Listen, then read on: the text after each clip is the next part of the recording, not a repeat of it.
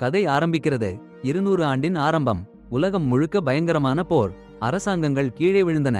எல்லாம் கலைந்து போச்சு. அந்த குழப்பத்திலிருந்து பலம் வாய்ந்த குடும்பங்கள் புதுசா வந்தன.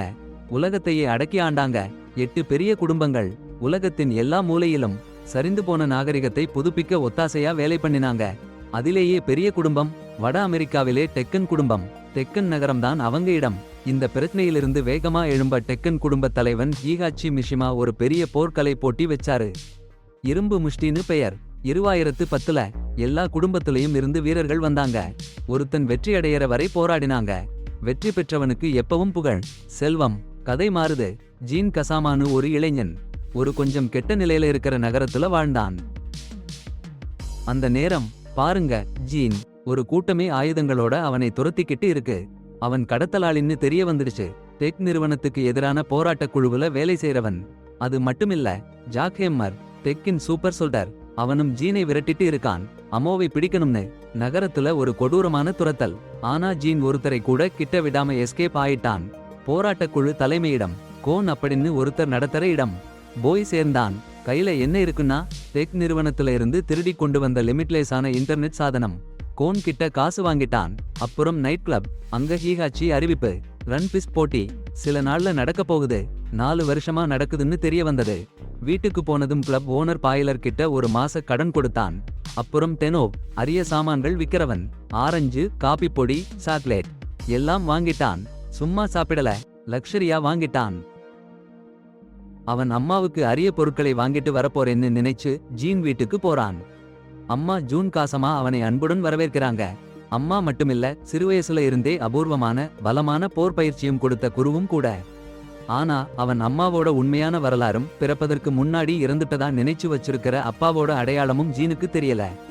அதே சமயம் டெக் நிறுவனத்துல ஹீகாச்சி போட்டி அரங்கத்தை அலங்கரிச்சுட்டு இருக்கார். அவருடைய ஆணவம் நிறைஞ்ச மகன் கினியா கூட பேசிட்டு இருக்கும்போது ஜாக்ஹாமரை கட்டுப்படுத்தவும் டெக் நிறுவனத்தில திருடர்கள் அடிக்கடி திருடிட்டு போறாங்க, அவங்களையும் பிடிக்கவும் கினியாவுக்கு உத்தரவு போடுறார். இப்போ ஜீன் இரவு நடைபோறான். சந்திப்புல அவன் காதலி காராவை சந்திக்கிறான். 3 மாசமா சந்திக்கலன்னா ஹோட்டல்ல ஒரு இரவு தங்கணும்னு முடிவு பண்றாங்க. மறுபக்கம் கோன் வேலை செஞ்சுட்டு இருக்கிறான். கினியா ஜாக்ஹேமர்னு 2 பேரும் சேர்ந்து திருடப்பட்ட இணைய சாதனத்தை டபுள் ஸ்பீடா சோதிச்சாங்க. அப்புறம் கினியா ஜீன் வீட்டுல இருக்கானான்னு பார்க்க ஜாக்ஹேமரை அனுப்பிட்டாரு. ஆனா ஜாக்ஹேமர் போய் பார்த்தா அம்மா மட்டும்தான் இருந்தாங்க. வீடு வளைஞ்சு போச்சுன்னு தெரிஞ்சதும் ஜீன் ஓடி வந்தான் அம்மாவை காப்பாத்தணும்னு. ஆனா கினியா ஜீனை பிடிக்க சொல்லல. தக்குன்னு வீட்டையே வெடிச்சு தூக்கி போட சொல்லிட்டாரு. அம்மா சடாரென்னு இறந்து போட்டாங்க. ஜீன் வந்தப்போ அதிர்ச்சியால உறைஞ்சு போனான். ஹெய்ஹாச்சி தான் இதுக்கு பின்னாடி இருக்கான்னு நினைச்சு ரொம்ப கோபப்பட்டான். வெடிச்சு சிதறிய வீட்டு சாமான்களை தூக்கி போட்டு தேடிட்டு இருந்தப்போ அம்மாவோட டெக்கன் கார்டு கண்டுபிடிச்சான். அதிர்ச்சியில உறைஞ்சு போனான் ஜீன். அம்மா டெக்கன் போராளி இருந்தாங்களாம். உண்மையை தெரிஞ்சுக்கணும்னு முடிவு பண்ணிட்டான். ரன் பிஸ் போட்டிக்கு போக போறேன்னு சொல்லிட்டான். காரா எவ்வளவு கெஞ்சினாலும் கேட்கல. அவருக்கு கவலை இருந்தாலும் முன்னேறி சென்று தேர்வு விழாவிற்கு போனார். ஜீன் தேர்வு இதத்திற்கு வந்தாப்ல தலைமை பரிசோதகர் வேற யாருமில்லை, ஓய்வு பெற்ற ரன் பிஸ் போராளி ஸ்டீவ் ஃபாக்ஸ்னு கண்டு அதிர்ந்து போனாரு. ஒரு நிமிஷம் கூட யோசிக்காம ஸ்டீவ் கண்காணிப்பில் போட்டிக்கு பதிவு பண்ணிக்கிட்டாரு. அப்புறம் ஜீனை போர்க்களத்திற்கு அழைச்சிட்டு போனாங்க. அங்கே அவருக்கு எதிரி கிடைச்சது யாருன்னா, தற்போதைய ரன் பிஸ் சாம்பியன் மார்ஷல் லா. இந்த தேர்வு போட்டிகள் பல ஊடகங்களில் ஒளிபரப்பாயிட்டு இருந்ததால ஜீன் உடனே எல்லாருடைய கவனத்தையும் ஈர்த்துட்டாரு. அவருடைய நண்பர்கள் பாட்டிலர் உட்பட அவருக்கு ஆதரவா நின்றாங்க. போட்டி ஆரம்பிச்சது. லா உடனே ஜீனை நிலைகுலைய வச்சு தரையில வீழ்த்திட்டாரு. அப்போ ஜீன் அம்மா சொன்ன வார்த்தைகள் ஞாபகம் வந்தது. ஒருபோதும் சோர்ந்து போகாதேன்னு. அந்த உத்வேகத்தோட எழுந்து நின்று கொடூரமான எதிர்த்தாக்குதலை தொடுத்தாரு. லா தோற்கடிச்சு வெற்றி பெற்றாரு. ஜீனோட வலிமையை பார்த்து அசந்து போயிட்டாங்க. அடேங்கப்பா, ஹீகாச்சி ஸ்டீவ் ரன் பிஸ் போட்டிக்கு டிக்கெட் கொடுத்தாச்சு. போட்டி முடிஞ்சதும் ஸ்டீவ் ஜீன் கிட்ட போய் எனக்கு ஒரு புரோமோட்டர் வேணும், நீங்க தான் வரணும்னு சொன்னான். ஜீனும் சரின்னு சொல்லிட்டாங்க. 2 பேரும் டெக் என்டர்பிரைஸ்க்கு போயிட்டாங்க.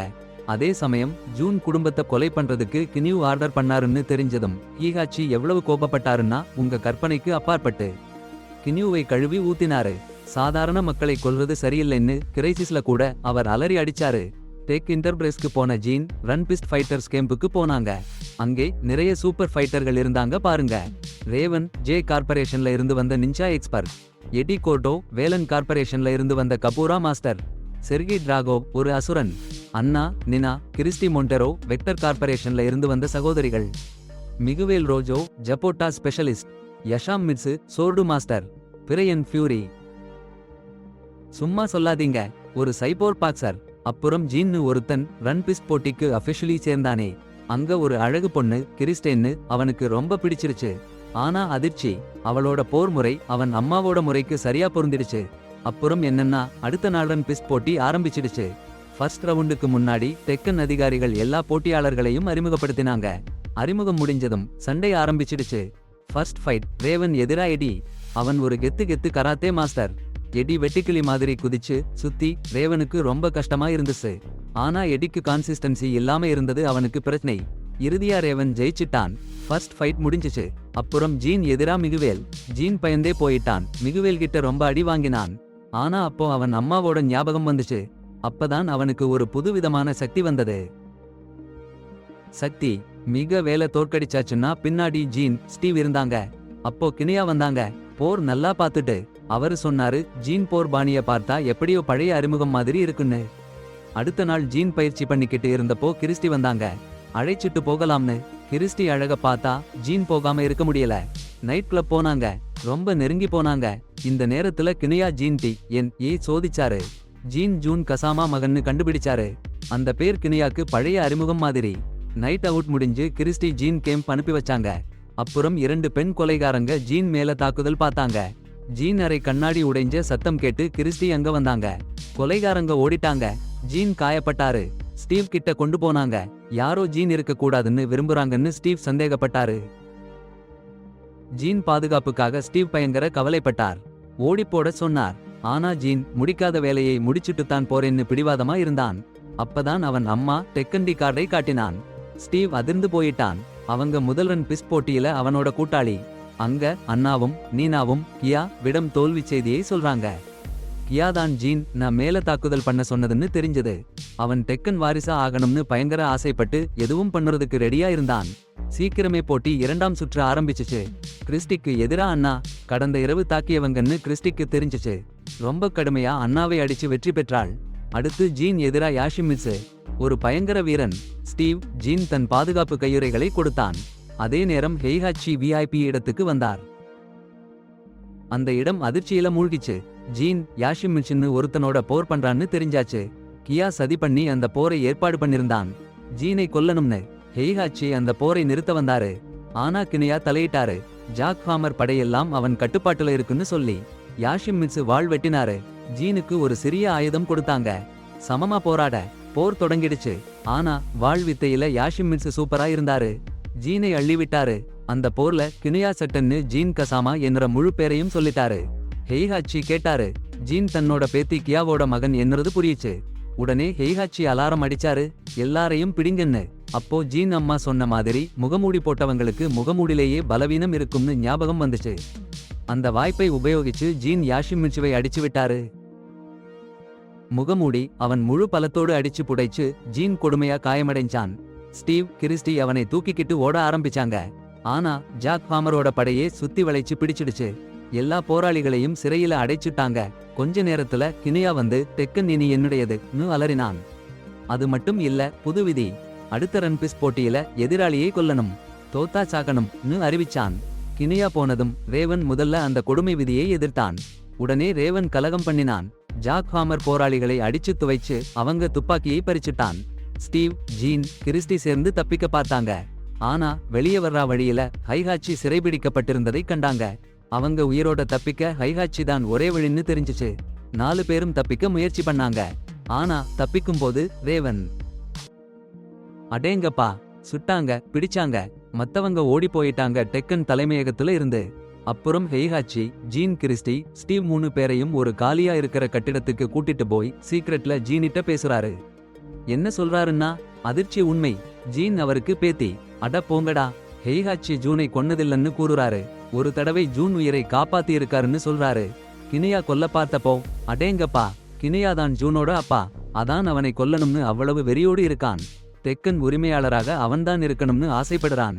சரி, உண்மை தெரிஞ்ச உடனே ஜாக்ஹேமர் படையினர் தாக்குறாங்க. கலவரம்.